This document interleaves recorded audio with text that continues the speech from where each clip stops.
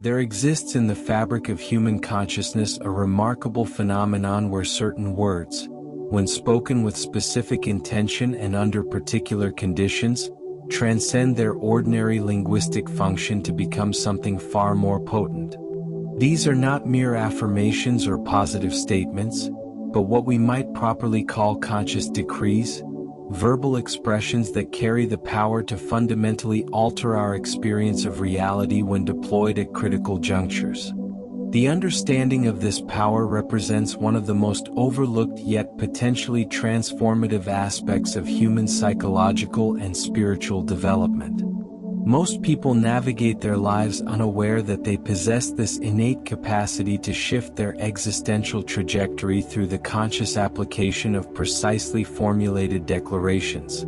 Instead, they remain subject to the whims of circumstance, buffeted by emotional storms, and confined by limiting patterns simply because they have never been introduced to the proper use of these potent tools.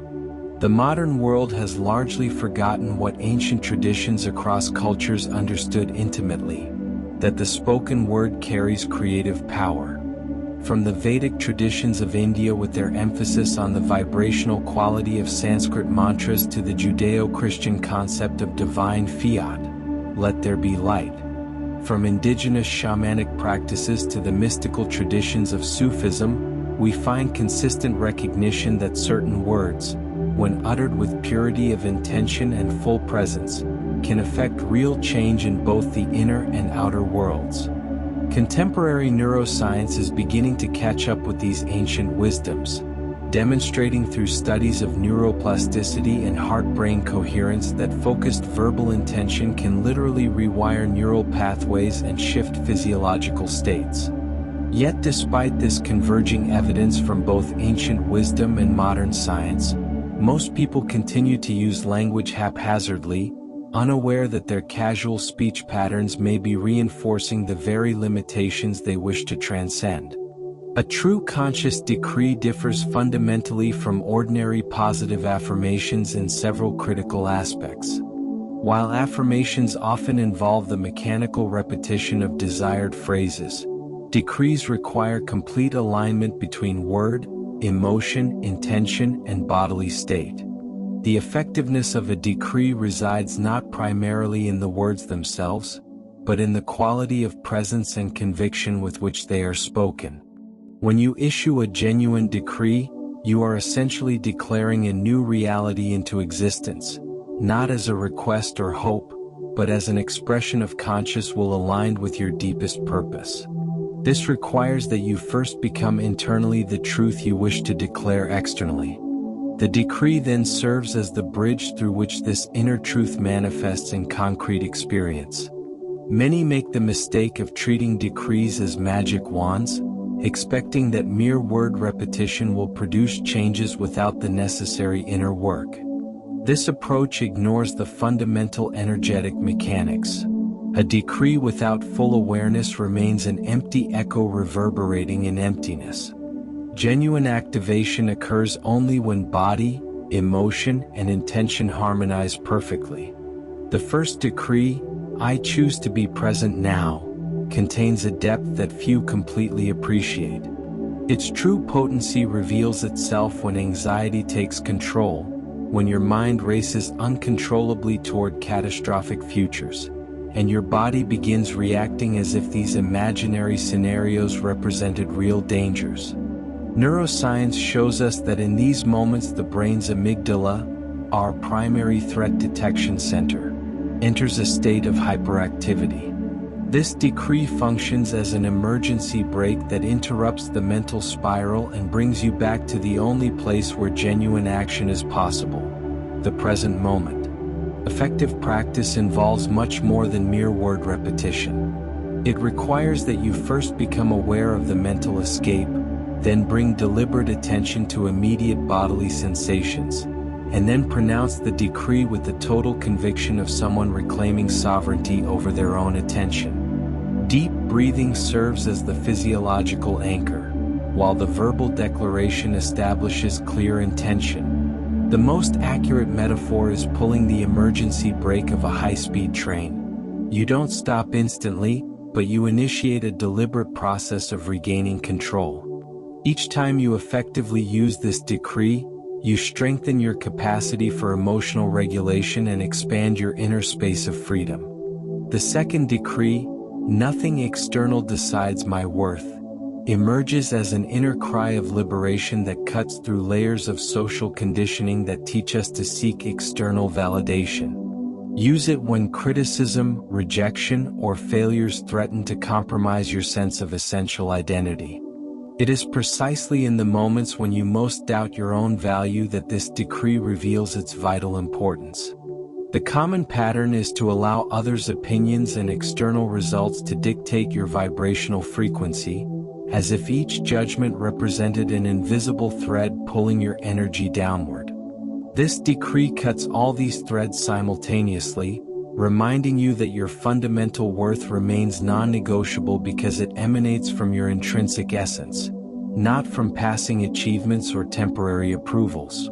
The practice involves recognizing the temptation to seek external validation, feeling the pain of rejection or failure without identifying with it, and then declaring your valuative autonomy with unshakable conviction. Imagine an energetic shield enveloping your entire being. Every word or event trying to define your worth hits against this barrier and falls to the ground, unable to penetrate your essential core. This decree does not deny the reality of emotional pain, but prevents it from becoming your permanent identity. The third decree, "I transmute this chaos into strength," represents perhaps the most advanced of the three decrees, encapsulating the principle of emotional alchemy in its purest form. Reserve it for deep crises where habitual meaning structures seem to collapse. Significant losses, seemingly fatal failures, situations that challenge your ordinary understanding. Here, it's not about denying the reality of suffering or chaos, but about consciously transforming its energy into usable power. Energy psychology teaches us that every intense emotion, regardless of how we categorize it, carries brute force at its core. Anger, fear, pain, and confusion contain massive amounts of energy that, when consciously directed, can fuel profound transformations. When you decree this phrase, you are essentially performing an inner alchemical operation, giving conscious direction to energy that might otherwise manifest as physical symptoms, destructive patterns, or existential stagnation. The practical exercise involves closing your eyes, fully feeling the chaotic sensations in the body, racing heart, weight on shoulders, mental agitation, and then declaring with total conviction your intention of transmutation. Visualize this dense energy converting into vital fuel, like radioactive material being processed to generate electricity or like manure being composted to become rich fertilizer. This is true emotional mastery, not the elimination of challenging experiences, but their transformation into resources for growth. Emerging research across various scientific fields offers fascinating insights into the mechanisms through which conscious decrees can produce measurable effects. Neuroimaging studies show that the regular practice of intentional declarations accompanied by visualization can strengthen neural connections in the prefrontal cortex, associated with executive functions like emotional regulation and decision-making. Research on heart coherence demonstrates that intentionally cultivated emotional states can synchronize heart rhythms with brain activity, creating optimal physiological conditions for intention manifestation. Quantum physics, though often misinterpreted in personal development contexts, offers useful analogies about how focused observation, a form of internal decree, can influence systems.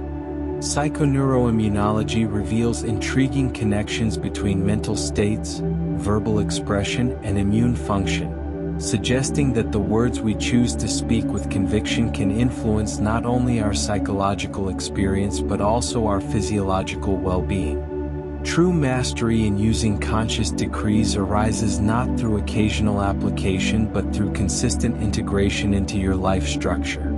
This begins with developing sensitivity to recognize the moments when each decree becomes appropriate. For the first decree, this means becoming aware of the early signs of anxiety or mental dispersion before they intensify into panic or complete confusion. For the second, it involves recognizing the temptation to seek external validation before it becomes dependence. For the third, it requires detecting the emergence of chaos before it solidifies into crisis. The regular practice of mindfulness meditation significantly strengthens your ability to implement these decrees effectively, as it develops both the awareness necessary to recognize when they're needed and the mental stability to pronounce them with genuine conviction. Many people report that keeping a decree journal, recording when they used each decree, under what circumstances and with what results, tremendously accelerates their mastery, providing valuable feedback about effectiveness patterns and areas needing refinement. Like any powerful practice, using conscious decrees brings potential pitfalls that can undermine effectiveness if not recognized and addressed. The most common is trivialization, treating decrees as magic phrases to be mechanically repeated without the necessary presence and intention. Another frequent trap is use as a form of spiritual avoidance, employing decrees to try to circumvent legitimate emotional work or avoid confronting personal shadows.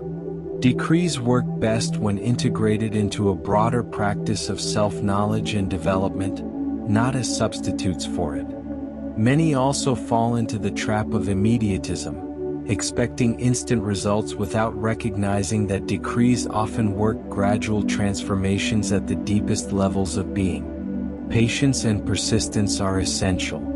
Finally, some neglect the importance of corresponding action. Decrees open doors and provide energy, but you must still walk through them via conscious action in the physical world. As our collective understanding of human consciousness continues to evolve, we're likely to witness increasing integration of these ancient practices with modern technologies. We already see the emergence of applications that assist in tracking emotional states and optimal timing for different types of intentional declarations. Research in biofeedback and brain-computer interfaces may one day allow real-time verification of physiological states associated with genuine decrees versus mechanical repetition. Virtual reality may offer immersive environments optimized for intentional declaration practices. However, regardless of how technology advances, the fundamental principles will remain the same. The spoken word with full presence, clear intention, and open heart carries unique power to shape our experience of reality.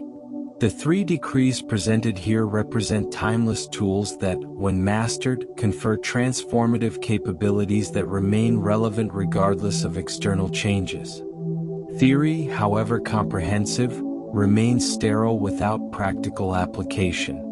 Your invitation now is to begin integrating these 3 decrees into your daily life, starting with minor situations to develop familiarity before applying them to more significant challenges. Begin by paying attention to moments when your mind starts wandering to future worries. These are your invitations to practice the first decree. Notice when you catch yourself seeking external approval.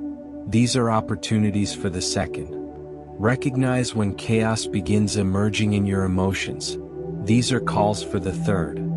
Through consistent practice, you'll discover that these decrees gradually become natural extensions of your awareness, always available when needed.